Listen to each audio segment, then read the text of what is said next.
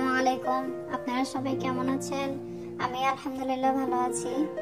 আজকে আমি আপনাদেরকে রঙ্গন ফুল মেক করে দেখাবো।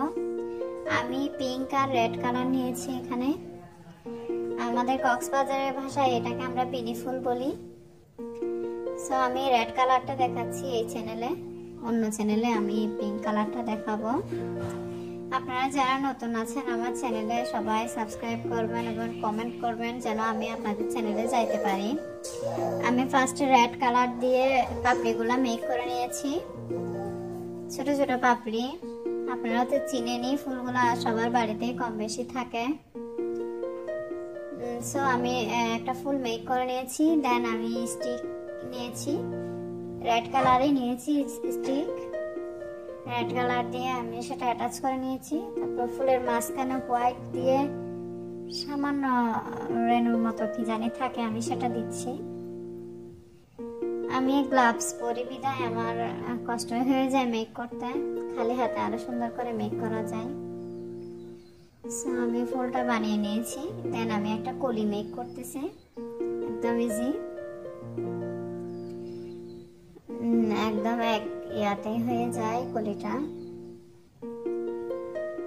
কলি মেক করে নিয়েছি।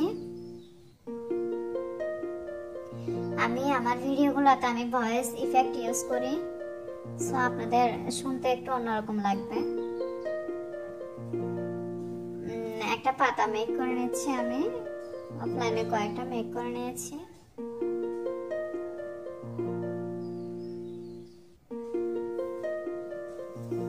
টুলসের সাহায্যে আমি দাগ কেটে নিব পাতার মধ্যে, পাতার শেপ আনার জন্য।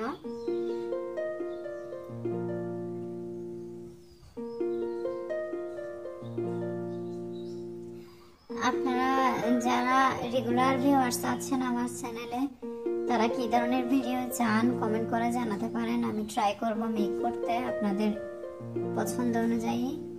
আমি এখন একটা স্টিক নিয়ে নিয়েছি।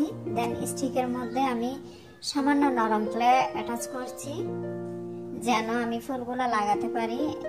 যদি নরম ক্লে দেওয়া হয় তাহলে আর গামের প্রয়োজন হয় না। সো আমি ক্লে নিয়েছি এখানে। তারপর আমি সবগুলা ফুল অ্যাটাচ করে নিচ্ছি।